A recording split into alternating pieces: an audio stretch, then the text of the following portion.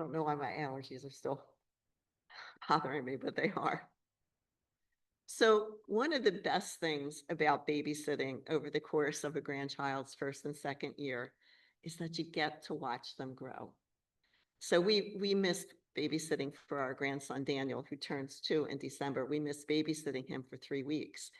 So when we came home, when we left, before we left, he could say a lot of little words here and there. And when we came back, he was a veritable Paul Parrot.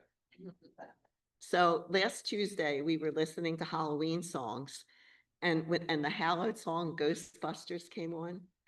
So of course I asked him all day, who are you going to call? And he would say very gleefully, Ghostbusters. Although it would be hard to know that's what he said, but that's what he said.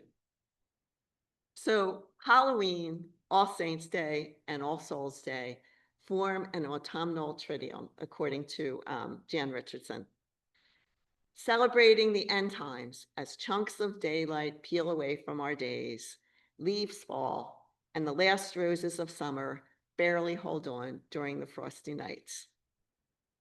These were fearful days for the ancients, who believed that late autumn was the time when the curtain between heaven and hell and earth opened just a crack, allowing specters from the past to walk the earth. For many people, the possible reconnection between the living and the dead was very, very scary. Who would want to be visited by a toxic dead relative or by someone they might have wronged? Now there's a thought. The masks of our beloved modern Halloween grow out of a frightened people's need to hide from their scary dead relatives and neighbors. And from this comes our fascination with things that go bump in the night. Or does it?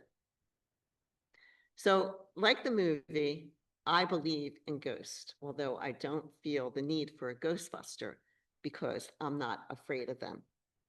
Like the boy in The Sixth Sense, I've seen dead people and they don't scare me. I remember very well the first time that I saw a ghost. It was 1999, and we had finally cleaned out my father-in-law's house after he died in preparation for its sale. And I was sitting in a chair where I could see the living room, the dining room, and the kitchen. And I had probably sat in that chair thousands of times under different circumstances.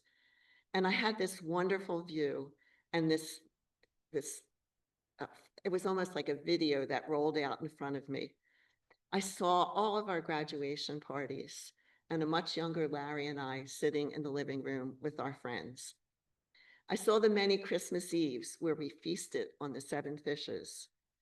I saw our children, now all grown up with babes of their own, sitting under the Christmas tree in their infant seats. The ghosts were all there. My in-laws,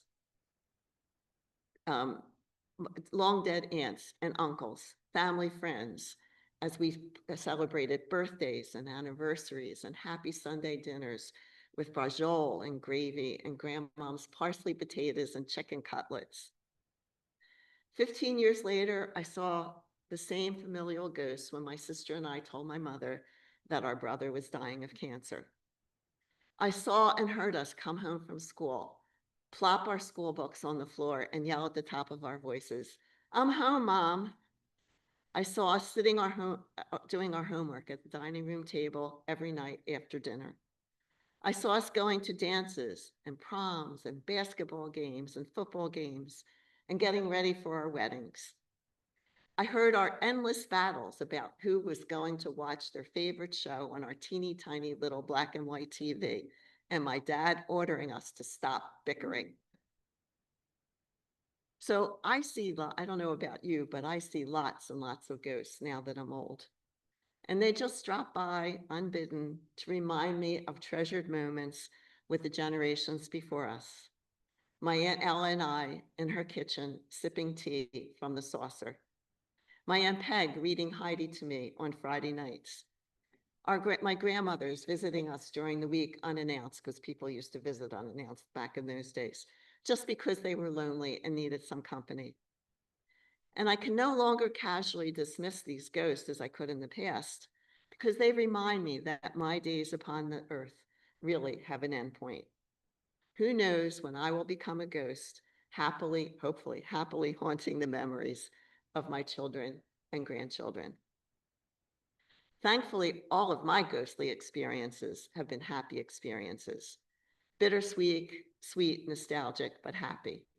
And I'm really grateful that I only have these types of visions of ghosts because I know other people are not so fortunate.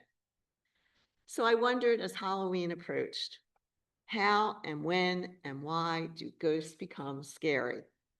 Why do some of us feel the need for Ghostbusters? I often think that all of the horrors that the human race dreams up and brings before our eyes on Halloween as monsters are nothing but caricatures of human beings when they fail to love their neighbors as themselves.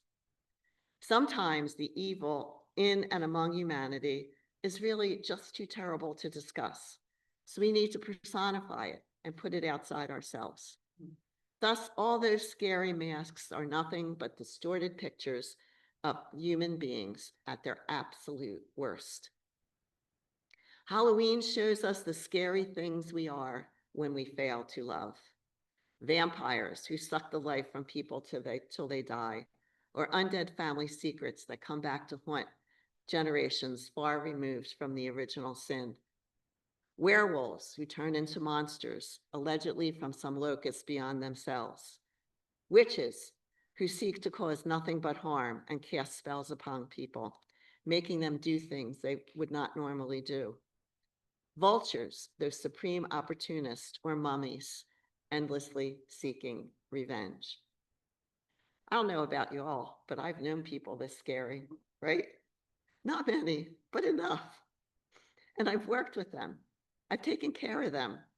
They might have been members of churches I've attended. Some were neighbors and some were even family members. And to be honest with you, sometimes I probably acted like this myself. Sometimes an evil atmosphere filled with demons and hobgoblins and vampires get created by many people who collectively engage in terrible evil at one time. I read that the people of the time commented on the rise of Hitler, and they said that they could actually feel and smell the evil in the air. Terry Shields has shared with us that she felt this in Rwanda after the genocide. A young photographer that I met about 10 or 15 years ago said that she felt this in Israel. When I was in seminary, I saw a movie about the Lutheran martyr Dietrich Bonhoeffer, which explored the rise of Nazism in Germany. And the movie showed clips of Catholic bishops in full Episcopal regalia giving the Nazi salute, of church-going, scripture-reading people engaging in unspeakable evil.